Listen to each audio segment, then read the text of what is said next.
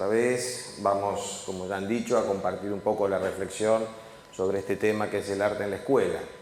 La intención básicamente es que podamos nosotros comprender que si no cambiamos la mirada de la realidad sigue siendo la misma, y que cambiar la mirada de la realidad es también parte de lo que la educación tiene que ofrecer. Se educa ese cambio de mirada. Es como afinar de alguna manera la percepción que tenemos de los hechos. De eso va a tratar el día de hoy, ¿sí? Como decía bien Chacho recién, cuando hablamos del arte en la escuela, no significa esto que nosotros aumentemos la carga de materia de plástica o las horas del concert de fin de año. No es eso lo que nosotros planteamos, sino que en toda aula podamos cambiar la mirada y desde ese cambio de mirada podamos mejorar, de alguna manera optimizar, potenciar los recursos del educando. Esa es un poco la idea. Por eso, como muchas veces nos plantean, bueno, esto es fantástico, pero en matemáticas, ¿qué querés que haga? ¿Cómo querés que meta arte en matemáticas? Uno de los talleres va a ser sobre matemáticas y arte, ¿verdad? Es decir, para que vean que no estamos hablando de algo que es ilusorio, impracticable. Esta primera parte va a ser un poquito más de introducción conceptual, donde yo les voy a comentar cuál es la filosofía de alguna manera de Generarte en lo pedagógico, de dónde surge Generarte, dónde abreva Generarte y a dónde se dirige Generarte, ¿sí? Esta reflexión retoma una reflexión que en este mismo auditorio hace un tiempo yo presenté muy brevemente y que hoy tenemos ocasión de desplegarla en la práctica de los talleres y con el cierre del fin del día. Así que vamos a ver si entre todos podemos lograr que salga bien. No, está perfecto, sí, gracias, te agradezco. El tema de educación, dice allí, es motivo de preocupación, ¿verdad? Todos los que estamos en la educación nos preocupamos, nos ocupamos del tema, siempre nosotros nos planteamos en la mayoría de los problemas socioculturales, que en el fondo es un problema de educación, esto es una convicción compartida por la generalidad. En el fondo es un problema de educación y, como siempre digo, lo curioso es que esa convicción no modifica el hecho de que pareciera ser que en la lista de las prioridades siempre la educación queda en el fondo, ¿verdad? Y a veces, como dice allí el gráfico, nosotros hemos invertido en educación, es eso, ¿no? Es dar vuelta a las cosas, pero que no terminan siendo respuestas sustantivas a los problemas históricos que tiene la educación. Yo les voy a contar cuáles son los motivos que a mí me preocupan, que siempre digo, algunos serán coincidentes con las preocupaciones de ustedes y muchos no, porque uno se preocupa en función de los caminos que hace por la educación, ¿verdad? A mí me preocupa, por ejemplo, los problemas estructurales que todavía tenemos y que un chico que empieza en salita de 2, para salir de la universidad no tiene un tránsito fluido por la escolaridad, sino que son como lugares estancos, a veces difíciles de coincidir y de conciliar, y que el transcurrir es un poquito a veces fragmentado y complejo, ¿verdad? Todavía eso no lo hemos resuelto. Son títulos, ¿verdad? El desgranamiento escolar, que todavía es muy alto, es decir, chicos que no pueden terminar su escolaridad como corresponde y que van perdiendo no solamente la posibilidad de cumplir en tiempo y forma su escolaridad, sino que esto tiene repercusiones sociales, afectivas, etcétera, para la vida de ese joven, ¿verdad? Otro tema que me preocupa es la desmotivación. La desmotivación que nosotros docentes nos preocupa, la desmotivación de los alumnos. Y a mí, como psicólogo educacional, cuando me llaman a un colegio, me preocupa la desmotivación del docente, ¿verdad? Que es la motivación docente. Un docente motivado es el primer factor motivacional para un alumno, ¿verdad? Y a veces encontramos que me llaman en esta época del año para dar charlas en colegios de capacitación y lo primero que me dice el directivo es: quiero que des una charla que motive a los docentes. Y yo siempre les digo lo mismo, si en 8, 10, 12 de febrero hay que motivarlos, no me imagino lo que tendremos que hacer en mayo, junio, ¿verdad? Es decir, cuando ya el fragor del día a día nos vaya cansando y complicando. Un tema que tenemos que comprender que tiene muchas aristas, ¿verdad? Pero que habría que ocuparse. El tema de la educación superior también me preocupa. Hay me parece una relación que es muy conflictiva entre los ingresos y los egresos, ¿sí? Dentro de la educación pública, según estadística, el egreso es de un dígito. Es decir, que en el mejor de los casos, de cada 100 que ingresan, 9 egresan, en el mejor de los casos.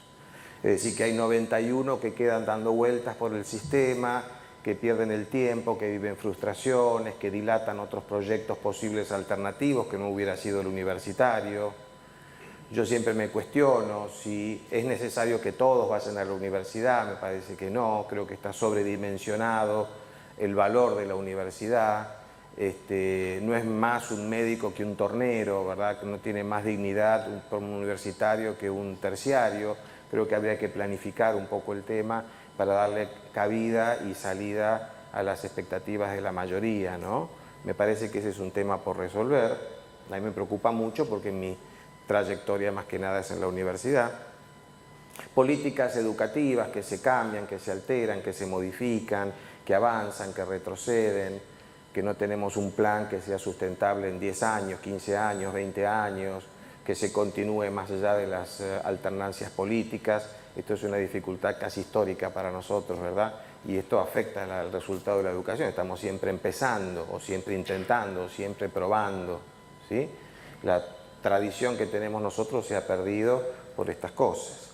El tema de violencia escolar, que aumenta día a día y que aumenta solapadamente porque la gente no considera, muchos colegios no consideran ciertas manifestaciones como violentas.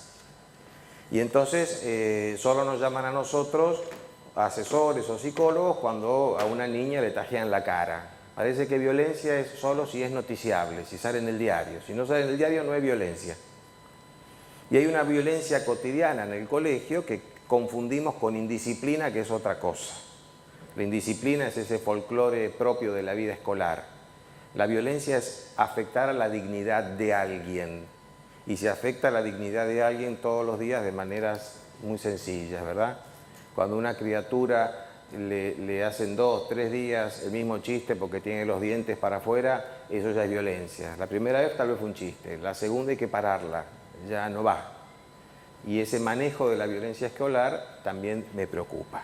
Pero el tema que más me preocupa y que de alguna manera tal vez se asocia a algo que decía Julio Durán recién, es sobre el sentido de la educación. Ese es mi tema de preocupación más grande. Me parece que perdimos de vista qué es educar y hemos confundido educar con instruir. Y estamos muy dispuestos a instruir y a veces poco dispuestos a educar, ¿no? Ese es el tema que a mí más me preocupa de todos. El sentido de la educación, yo siempre apelo a una definición de un gran filósofo nuestro, ya fallecido, el doctor Bolzán, que decía que la educación es el hábito gracias al cual una persona es capaz de asumir su propio destino. Hábito gracias al cual una persona es capaz de asumir su propio destino. Hábito, esa es la parte instructiva, ¿verdad? Es el hábito, son esas cosas que yo adquiero porque me las enseñan, son hábitos de todo tipo, intelectuales, instrumentales, etcétera, que yo voy incorporando por la instrucción, me los tienen que enseñar. Después los filósofos dicen de estos hábitos que son una segunda naturaleza, es decir, actúan per se, pero hasta que llegue ese punto me los tengo que aprender y apropiar. Ninguno de nosotros está consciente permanentemente y pensando, debo inspirar, debo expirar, debo inspirar, debo expirar. Eso ya surge por naturaleza. Bueno, los hábitos, dicen, es una segunda naturaleza. Una vez que los adquirís, ya ser responsable, ser honesto, etcétera, son cosas que uno las hace sin pensar, porque ya te salen como si fuera una naturaleza, ¿verdad? Es un hábito. Pero ese hábito es instrumental, hábito gracias al cual, es un hábito para algo, no es el fin último el hábito. Adquirir hábitos no es el fin último de la educación, es un fin instrumental. Y esto es donde empezamos a debatir sobre instruir o educar, ¿verdad? Si yo instruyo, solo me quedo en incorporar hábitos en la vida de un individuo, punto. Pero el fin último no puede ser ese. El fin último es otro, el hábito es instrumental, gracias al cual. gracias al cual una persona, otro tema, tener en cuenta que en el aula hay personas, y esto parece una obviedad, y no es una obviedad, no siempre en toda aula hay personas, porque hay una persona, si yo lo veo como persona al alumno, si yo no lo veo como persona, no hay personas. En muchas aulas hay cabezas que hay que llenar con información, nada más, personas no hay. Cuando de repente no entendemos que los chicos tienen necesidades sociales, afectivas y espirituales, y solo pretendemos que se callen la boca, abran el libro y incorporen el conocimiento, no los estoy viendo como personas. Cuando yo no me muestro como persona delante del alumno, no hay personas en esa aula, porque la persona está agazapada atrás del alumno. Si yo manifiesto como persona, es decir, los trato desde el afecto, los trato desde el espíritu, me muestro, me entrego en ese vínculo con ellos, le canto piedra libre a la persona que está atrás del uniforme, ¿verdad? Y aparece esa persona. Pero muchas veces en un aula no hay. Yo siempre comento la misma anécdota, me la han escuchado. Yo siempre comento que cuando yo empecé el colegio en primer grado inferior, algunos de ustedes eran contemporáneos míos y empezaron primer grado inferior y primer grado superior, era así el colegio. Primer grado inferior a los 5 años, primer día de clases, se abre la puerta del aula y entonces delante de mí se habilita un patio enorme, lleno de chicos. Y lo primero que me salió fue salir corriendo a jugar. Y detrás de mí salió la señorita Alicia Sanz, mi maestra de primer grado inferior, y me llamó y me dijo, usted, siempre digo, ¿no? Uno tiene en ese momento la intuición súbita, sin tener experiencia previa de que había problemas, ¿verdad? Si la maestra te dice usted, es porque hay problemas. Usted aquí viene a aprender. Por lo cual, mi primer día de clases de mi primer grado inferior a los 5 años lo pasé en penitencia abajo de la campana por haber corrido en el patio. Para mi señorita querida, señorita Alicia Sáenz, a pesar de eso muy querida, yo no era una persona. Yo no tenía necesidades sociales, afectivas, espirituales, etc. Usted acá viene a aprender, nada más. ¿Ven? Es fácil que en un aula no haya personas. Es fácil que las haya si las convoco como tales, ¿verdad? Ustedes para llegar al auditorio, sentarse y empezar la actividad demoraron un poquito porque tenían cosas que charlar, cosas que conversar, si no se veían por las vacaciones. Entonces, bueno, silencio, vamos a empezar, demora un minutito más, ¿verdad? Bueno, acuérdense a partir del lunes cuando los chicos entren del recreo en sus aulas. Ellos también son personas y tienen cosas que hablar, que decir, que comentar. No hagan así y que se callen todos. Eso es verlos como personas. Ahora, esa persona se capacita con esta educación ¿para qué? Para asumir su propio destino. Asumir su propio destino. Por eso decimos que la educación no es exitosa cuando el alumno sale de la educación sabiendo algo que antes no sabía. La educación es exitosa cuando el alumno sale del colegio siendo alguien que antes no era. Este es el punto. El éxito es que sea alguien que antes no era, no que sepa algo que antes no sabía. Eso es mezquinar a la educación si ese es el objetivo, que sepa. El tema es que sea alguien distinto, ¿verdad? Esa es la magia, lo bonito de nuestro trabajo como educadores. Asumir el propio destino quiere decir que yo soy uno y tengo que llegar a ser otro. Ese otro que tengo que llegar a ser es lo que podemos llamar deber ser, o de una manera más coloquial, la mejor versión posible de mí. El destino final mío es que yo llegue a ser el mejor Claudio que yo pueda ser, el más desarrollado, el más pleno. Ese es el objetivo final. Entonces, asumir mi destino es que me den elementos para que ese logro final sea accesible para mí, que yo lo pueda lograr. Solo sabiendo matemáticas, geometría, inglés, no me sirve. Tengo que saber más cosas me tienen que dar para que yo conquiste ese destino propio, ¿verdad? Porque por más que sepa matemáticas y geografía, eso no sé si me va a servir demasiado, para algo servirá, para no demasiado. De modo tal que en ese ámbito que media entre el que soy y el que debe ser, ese es el ámbito de la educación. Ahí trabajamos nosotros, en ese ámbito. Yo no te digo quién sos, ni te digo quién tenés que ser. Ni siquiera te digo cómo tenés que unir los dos puntos. Te doy elementos para que lo puedas hacer. Pero yo no debo decirte ni quién sos, ni quién debes ser. Y ese es el ámbito de la educación. Allí trabajamos, en términos del profesor Frankl, afinando conciencias, no solo desarrollando ciencia. La ciencia tiene que estar ordenada por la conciencia, si no la ciencia se desordena. La ciencia tiene que estar ordenada por la conciencia. Entonces decíamos, es un hábito instrumental, el sujeto de la educación es la persona y el objetivo final es ese, lograr su mejor versión, su deber ser alguien que antes no era y ser arquitecto de su propio destino. Cuando yo era adolescente era muy usual escuchar estas frases, tenés que ser arquitecto de tu propio destino. Era la influencia de Erich Fromm, el miedo a la libertad, el arte de amar, la condición humana actual, toda esa línea humanista americana que era casi ideología, por lo menos en la época cuando yo era adolescente, y decíamos, es hacer arquitecto de tu propio destino. Y uno lo decía sin saber bien qué significaba, ¿verdad? Bueno, es esto, es que yo pueda terminar siendo por mí el mejor posible. Uy, perdón, este es mi teléfono, vamos a obviarlo si ustedes me disculpan. ¿Qué quiere decir asumir mi propio destino? ¿Qué quiere decir asumir mi propio destino? La cosa es así, miren, si ustedes quieren leer psicología existencial, no lo hagan un domingo a las 7 de la tarde. Porque lo primero que le van a decir el autor es que el hombre, nosotros, somos seres arrojados a la existencia y enfrentados a la nada.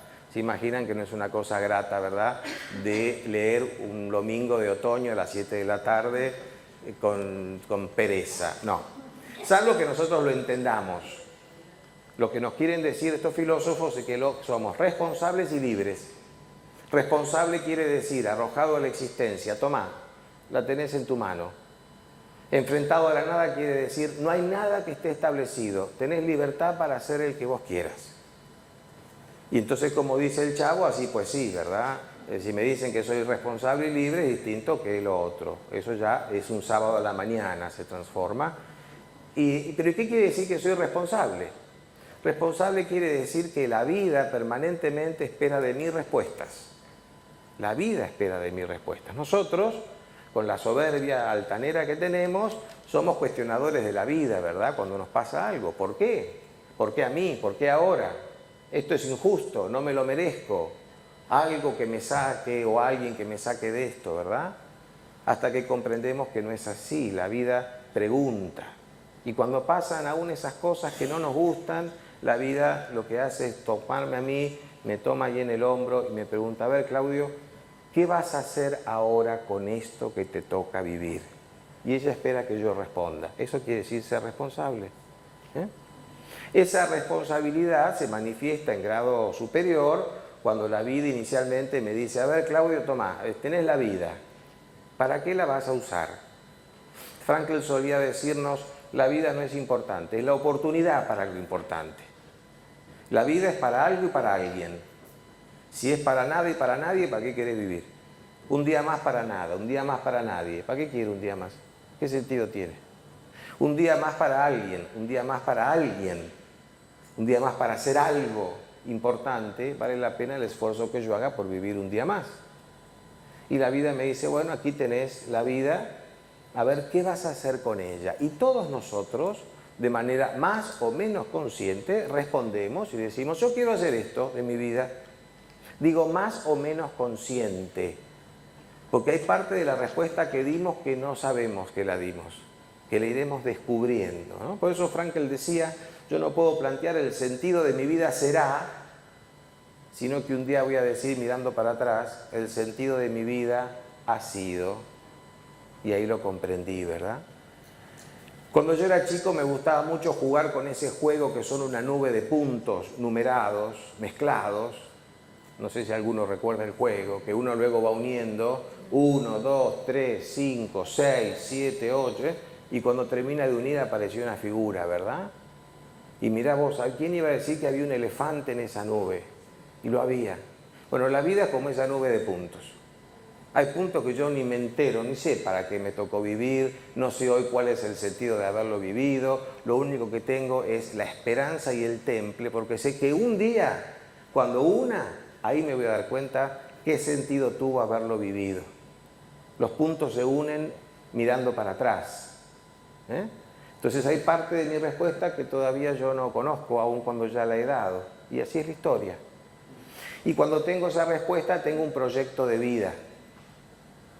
Y cuando tengo un proyecto de vida, en mí hay 3 características que son unidad, orientación y motivación.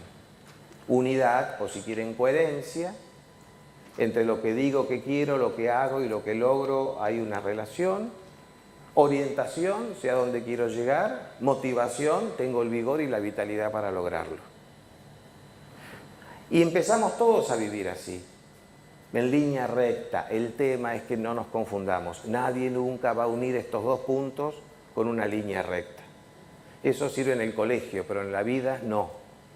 Todos empezamos en el intento, pero llega un momento en el cual vamos caminando derechito y nos van pasando cosas en la vida que nos van distrayendo, desviando. El estatus de más certeza que yo puedo tener en la vida lo podría enunciar así: me parece que es para allá. El que tiene un me parece que es para allá, wow, tiene certezas y seguridades en la vida, pero siempre es un me parece que es para allá. Nunca está la certeza garantida, ¿verdad? Y así vamos viviendo. Y la vida, que es extremadamente generosa, muchas veces ¿qué hace? Nos hace un tacle, nos pone esas situaciones límites, como decía Jasper, que nos detienen y no nos dejan seguir caminando. ¿Cómo puede ser generosa si es una situación, un tacle? Claro, porque la vida me dice, hermano, si nunca te paraste a ver cómo estás viviendo, no te da problema, yo te paro un día y listo. Vas a tener que pararte y pensar a dónde estás yendo, ¿verdad? Ahí está la generosidad de la vida, que me da la oportunidad de, con un formato que no nos gusta, pero bueno, es lo que la vida puede hacer. Y cuando yo me llevo ese blindex por delante, me topo con eso de golpe, imprevisto, tengo el chichón del golpe, ¿quién aparece además? La vida, que me dice, ¿y ahora, Claudio, qué vas a hacer con esto? Y ustedes vieron que uno no tiene respuestas así a la vida siempre.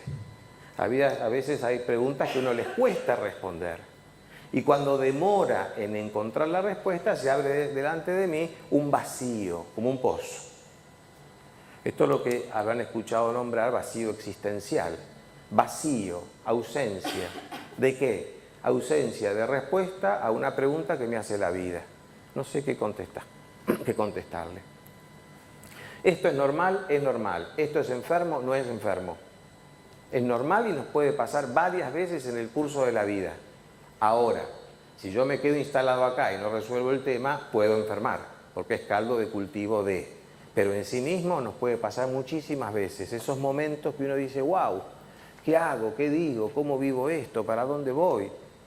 Y que me demora un tiempo resolverlo, ¿verdad? Eso es lo más humano. Frankl lo llama, es el humanissimum. Es la humanidad en manifestación extrema, ¿verdad?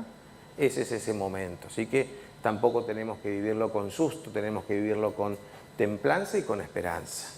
Cuando una persona se queda instalada en el vacío, le aparecen 3 características que son contrarias a las anteriores: dispersión, desorientación y desmotivación. Piensen un poquito esa tríada ustedes como educadores: dispersión, desorientación y desmotivación. ¿En quién piensan ustedes cuando educadores ven esta tríada? En alumnos, ¿verdad? En jóvenes. Hoy tenemos una generación en la cual esta tríada es bastante frecuente de ver. Posiblemente tengamos que plantearnos nosotros si los estamos ayudando a que tengan proyecto de vida, a descubrirlo, ¿verdad? En realidad lo que vemos es que viven una inmediatez permanente. Es una generación muy yayaísta, ¿verdad? Muy todo del yayá. Esto es cuestión de educación tampoco. No les ayudamos a afinar la conciencia para poder ver más adelante, pero ahora voy a eso. Entonces, unir esos 2 puntos, en eso consiste la vida. Miren qué fácil que es de definir, ¿verdad? ¿En qué consiste la vida? Unir esos dos puntos. ¿Es fácil de hacerlo? No, pero es fácil de definirlo por lo menos, no hay más. Por suerte hay tantas formas de unir esos puntos como personas existen en la humanidad. ¿Sí? Tenemos algunos que la han unido así, porque bueno, le han costado, han tenido problemas en la vida, trastornos, dificultades, pero terminaron uniéndolo.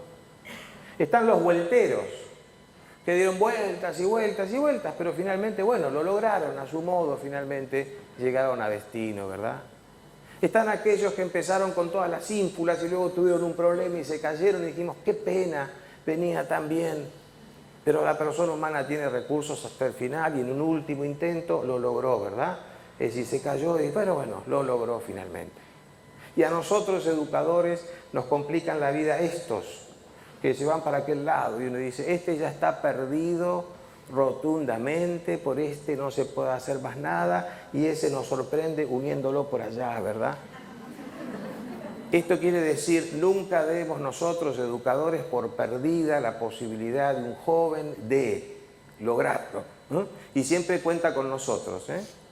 Nosotros tenemos que estar al servicio de eso, porque el educador, vuelvo a decirles, trabaja ahí trabajamos nosotros. Nosotros somos como el GPS, ¿verdad? El GPS cuando yo doblo a la izquierda y me había dicho a la derecha, no es que se apaga, no es que me insulta, no es que me dice perdete solo, no es que me dice así no. Me dice, bueno, recalculando. Y si me vuelvo a equivocar, ¿qué me dice? Recalculando. Y si me vuelvo a equivocar, ¿qué me dice? Recalculando. Porque siempre, mientras yo no pierda de vista dónde estoy, a dónde hay que llegar, siempre se puede lograr. El tema es no cambiar las referencias. Y nosotros, educadores, somos la gallega del GPS, ¿verdad? Nuestra voz siempre tiene que ser esa, recalculando. Es decirle, a ver, quédate tranquilo, encontremos otra vuelta. Siempre hay otra vuelta posible. Eso es ser educador. Y esto supera el hecho de ser instructor, por bueno que uno sea, ¿no? ¿Cómo ayudarlo? ¿Cómo ayudar en este trabajo? Y aquí tomo dos referencias, gracias, una de Aristóteles y otra de Víctor Frankl. Aristóteles nos decía que hay tres tipos de hombres que son importantes. Uno son los teóricos, porque son los que conocen la realidad, por eso son importantes. Otros son los técnicos, que son los que pueden resolver los problemas en la realidad y por eso son importantes. Pero él decía, sin duda alguna, los más importantes, ¿sabes quiénes son? Los poetas, porque son los que pueden redimir la realidad. Son los que pueden verla de otra manera y entonces otorgarle valor. El poeta, nosotros vemos una gota de agua, el poeta vio una perla, una lágrima. Es decir, la misma realidad le otorgó un valor. ¿Esto quiere decir que tenemos que pelearnos los poetas con los técnicos y los teóricos? No, tenemos que ser todos técnicos, teóricos y poetas. Las tres cosas. Por eso está la ciencia y la conciencia, ¿verdad? Está el dato y está el valor. No es uno u otro, por eso tampoco ponemos el arte a. No está opuesto, viene a optimizar, a sumar, a agregar. Y Víctor Frankl, que nos decía que el hombre está sujeto a dos leyes inevitables. Una ley que es la ley de gravedad, por la cual los pies están bien pegaditos al aquí y ahora. Es este aquí y ahora que yo no puedo modificar. Pero que en este aquí y ahora están todas las preguntas y los problemas. Y una segunda ley que es la ley del cielo, que es donde están todas las respuestas. Ley del cielo quiere decir Dios, no necesariamente, quiere decir valores. Detrás de todo hay un valor, ¿verdad? Que es el que me da a mí la pauta para resolver la cuestión. Si vivimos mirando el piso, vamos a vivir entre sombras. Si nosotros aprendemos a levantar la vista, vamos a encontrar luces, respuestas. La ciencia tiende a hacernos mirar para abajo. El arte nos hace levantar la vista. Es una hermosa conjunción que se complementa, ¿verdad? Por eso planteamos esto y tomamos con Frankl, que dice que vivimos en una época caracterizada por un sentimiento de falta de sentido y que por eso la educación tiene que poner el máximo empeño, más que en la transmisión del conocimiento, en el proceso de afinar la conciencia, levantar la vista, levantar la mirada, ¿verdad? Ponemos las manos así, miro el reflejo en el piso y parece que se chocan. Cuando levanto la vista veo que ni siquiera se tocan. Acá está la respuesta y está el problema. Siempre recuerdo también a Leopoldo Marechal, el magnífico Leopoldo Marechal, que se preguntaba a sí mismo cuál es la mejor manera de salir de un laberinto. Y él se respondía por arriba. ¿Para qué vas a andar chocándote con las paredes del laberinto si podés salir por arriba? Bueno, en la vida se sale por arriba también, ¿no? O permaneces chocándote en el laberinto, de eso se trata.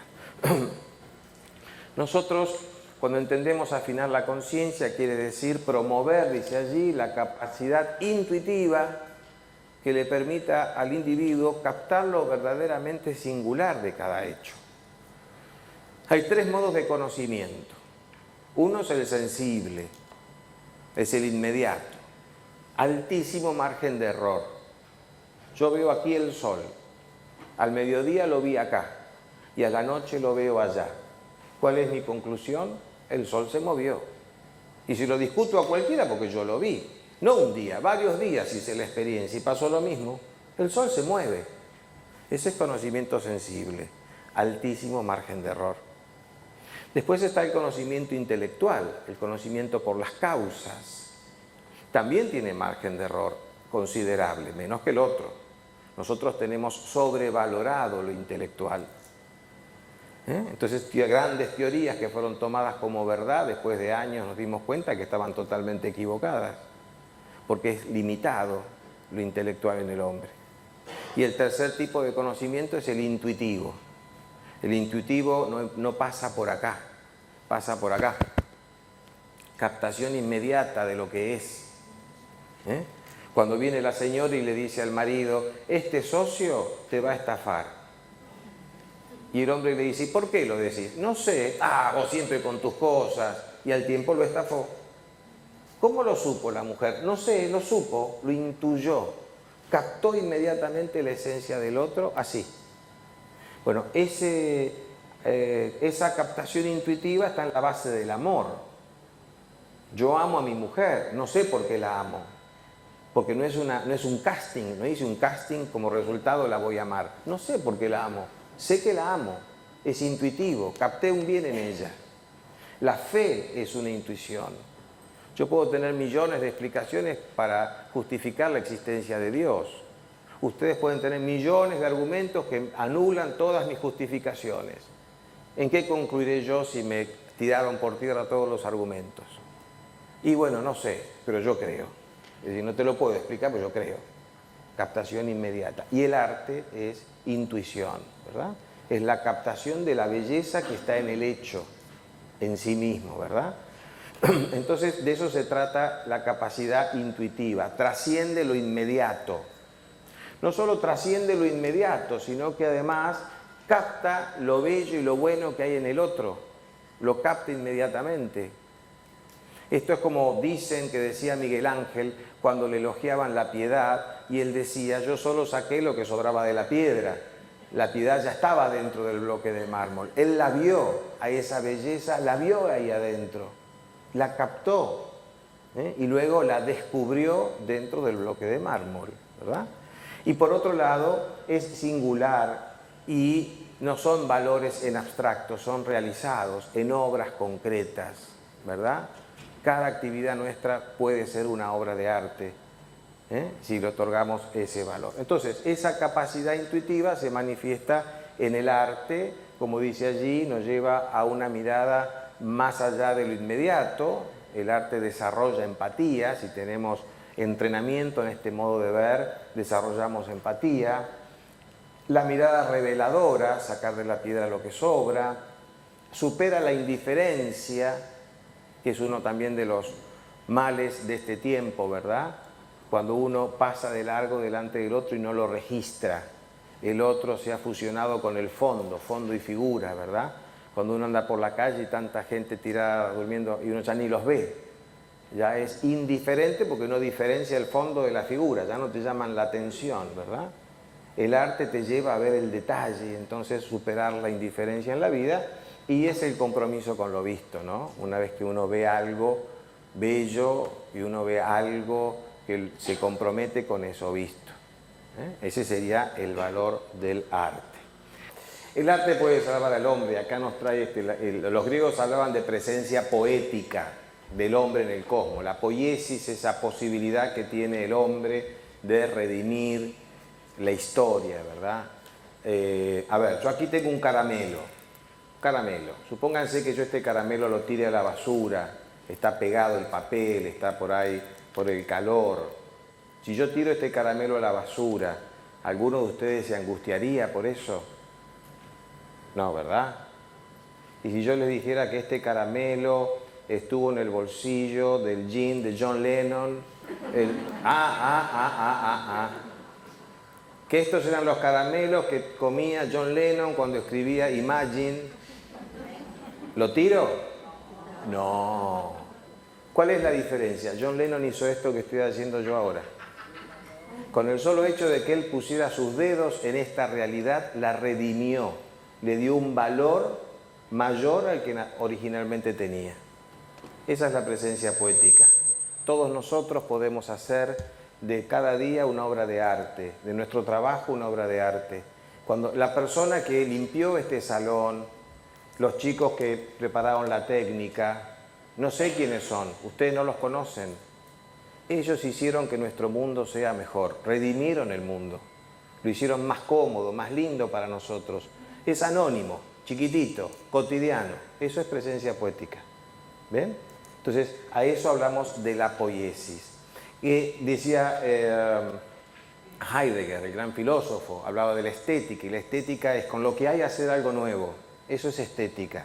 Al ver lo diferente, decía Chacho en la presentación o en la mañana, al ver lo diferente lo cambiamos, hacemos algo distinto, una nueva entidad. La única posibilidad de cambiar el mundo es percibiéndolo de otra manera, descubrirlo desde otro lugar. Esa es la verdadera renovación y la verdadera revolución. ¿Por qué el arte salva al hombre? Porque en un solo acto moviliza lo cognitivo, lo social, lo espiritual, lo emocional, lo psicológico, en un solo acto. La tabla del 2 moviliza un solo recurso. El arte moviliza en un solo acto todos ellos, hasta lo social, porque compartimos. El arte es para compartir. Y dice allí, atención, pone en acto concreto el famoso tema de las inteligencias múltiples de Gardner, que en los PEI de todos los colegios figura y en las aulas no se lo ve, ¿verdad? Porque no sabemos cómo hacer para poner esto en acto concreto. Bueno, el arte es un instrumento, lo van a ver en el curso de los talleres, hasta para poder poner en acto concreto las inteligencias que tantos señalamos de Gardner. Modifica la mirada, ya dijimos, genera empatía, revela con B corta, supera la indiferencia, genera compromiso, promueve la responsabilidad. Yo siempre comento, un año fui a veranear, a pasar unos días a Colonia, Uruguay, en una posada, estuve con mi familia, que estaba administrada por una señora japonesa. Esta señora tenía la posada con ese arreglo austero pero bonito de las japonesas, ¿verdad? Traía el té y con el papelito, el envoltorio, hacía un origami y lo ponía al lado de la taza. Detalles pequeñitos que hacían que sea un placer estar allí. Pero la curiosidad que yo tenía es que había un florero que tenía flores, el jardín de la posada era hermoso, ¿verdad? Y el florero tenía flores todas marrones, ya feas. Pasó un día, 2 días, 3 días y las flores seguían en el jarrón. Y me llamó la atención, con tanto detalle, ese jarrón. Entonces le pregunté, por curiosidad, se sonrió, me llevó hasta el jarrón, le pregunté por qué no las cambiaba. Y me dijo, es una tradición que teníamos con mi familia en Japón. La flor se corta cuando está bonita, se pone en el florero y se deja en el florero hasta que se cae definitivamente. ¿Para qué? Para poder apreciar la belleza de la flor en todos sus estados. Fíjese, agrega, qué lindos tonos de marrón que tiene hoy. Eso es arte, ¿ven? Ver la realidad de otra manera. Cuando uno ve la realidad de otra manera, la vive, la interpreta y la elabora de otra manera también. Este es el punto. Y en eso que yo veía feo para tirar, ella veía belleza. Otra mirada, la misma flor. La realidad cambia si la veo diferente. De eso estamos hablando y de eso queremos hablarles todo el día. El arte no tiene resistencias, que sí tiene otro tipo de conocimiento, el intelectual. El intelectual nos opone la resistencia de los límites, los prejuicios, los preconceptos. El arte no. El arte entra, como digo yo, por la pared del fondo, ¿verdad? Si ustedes piensan, y ténganlo en cuenta, siempre los ladrones entran por la puerta del fondo, porque la puerta del frente tiene prosegur, traba, blindada, pero la puerta del lavadero no. Se te meten por atrás. Bueno, el arte entra por la puerta del fondo, ¿verdad? No tiene resistencias. Y entonces tiene un poder de penetración y entonces de cambio mucho mayor. ¿Cómo podemos hacer esto? Con propuestas pedagógicas que puedan mostrar la realidad de otra manera. Insisto lo que dije al principio, no significa sumar horas de plástica y de arte, y no se trata tampoco de mover emociones. ¿Qué serían propuestas pedagógicas que puedan mostrar la realidad de otra manera y que no sea sumar arte? Miren, yo un ejercicio muy sencillo, yo les muestro esta foto. Esta foto es una foto de una situación de ciudad, una foto cualquiera. Y luego de que ustedes, alumnos, lo estén viendo un momento, les voy a hacer unas preguntas sobre esta foto. Y estas preguntas podrían ser, ¿quién sacó la foto esta? ¿Un hombre o una mujer? ¿Qué le habrá interesado de esta escena? ¿Qué quiso transmitir? A tu criterio, ¿cuál es el foco de la escena? Ustedes me dirán, ¿y qué sé yo? No, fíjate, porque la mirada del hombre y la mirada de la mujer es diferente. No hay respuesta cierta, respuesta equivocada. Tratamos de que empecemos a ver la misma realidad desde otro lugar, ver otras cosas, comprenderlo desde otro punto, tomar otra perspectiva, comprender más que entender. ¿Ven? Simplemente es una muestra, un botón, ¿verdad? Pero ¿a dónde vamos? ¿A dónde apuntamos con promover otras miradas? No se trata de mover emociones, emotion, mover algo que te mueve. No se trata de mover emociones. Mover emociones es muy sencillo. Si yo quisiera que todos se pongan a llorar, denme 10 minutos y van a terminar llorando. Es fácil eso, pero eso no genera cambios. La emoción no genera cambios. La explicación intelectual no genera cambios. Pongo acá el ejemplo del bullying. A Pedro le hacen bullying. Yo le voy a explicar a los chicos qué es bullying y los daños del bullying. Y los chicos que no son tontos lo van a entender. Pero mañana lo van a seguir cargando a Pedro. Yo puedo a los chicos traerlo al involucrado y que llore delante de todos y que ustedes vean cómo se pone él con lo que ustedes hacen. Y nos van a conmover. Pero al día siguiente lo van a seguir cargando. Porque eso no genera cambios. Ahora los puedo involucrar de alguna manera. Eso genera cambios. ¿Cómo? Y tal vez con un musical que es Náufragos, donde se ve el tema y el chico se mete en la historia y al espectador que se mete en la historia le está pasando lo que pasa en la historia. Ya me involucraste en el tema. Lo único que genera cambios es que nos involucremos afectiva y vivencialmente con los hechos. Si no permanezco afuera, me lo explicaste y lo entendí, es lo que le pasa a él, no es lo que me pasa a mí, punto. Me tenés que involucrar. El arte te mete en la situación, te involucra, te llama a vivirlo y a resolverlo. Este es el punto que tenemos. Termino con esto, que me gusta mucho terminar con esta reflexión del Mahatma Gandhi. El Mahatma Gandhi dijo en una ocasión, hay 3 espacios vitales en el cosmos. El mar, donde nadan los peces que no hablan. La tierra, donde viven los animales que gritan. El cielo, donde vuelan las aves que cantan. Y el hombre participa de estos 3 espacios. De la profundidad del mar, del piso de la tierra y de la inmensidad del cielo. Y le pertenecen el callar, el gritar y el cantar. Pero el hombre privado de la trascendencia solo queda facultado para gritar. Y esto se entiende con cierta facilidad. El hombre es biopsicoespiritual, para sobrevivir como manifestación de su biología, grita. Para sobrevivir el hombre grita, pelea, trata de superar al otro. Para desarrollarse emocionalmente, por lo cual necesitamos compartir la vida, calla para que haya encuentro. Pero para poder satisfacer su anhelo de trascendencia, tiene que cantar, tiene que salir de sí y elevarse. Si yo al hombre le privo de eso, solo puede gritar. Y ahí es la pregunta con la que yo siempre me quedo en estas charlas, es: ¿educamos para el canto o educamos para el grito? Y ese es el dilema que tenemos que resolver. ¿Educamos para el canto o educamos para el grito? Como estamos educando, ¿el hombre dejará de gritar o cada vez gritará más? Como estamos educando, ¿educamos solo para que uno sobreviva? Sobrevivir es mantenerse a flote en el mejor de los casos. A mí la gente a veces me dice: ¿y cómo está así manteniéndome a flote? Y yo le digo: no. Mantenerse a flote es la expectativa más alta que puede tener un corcho.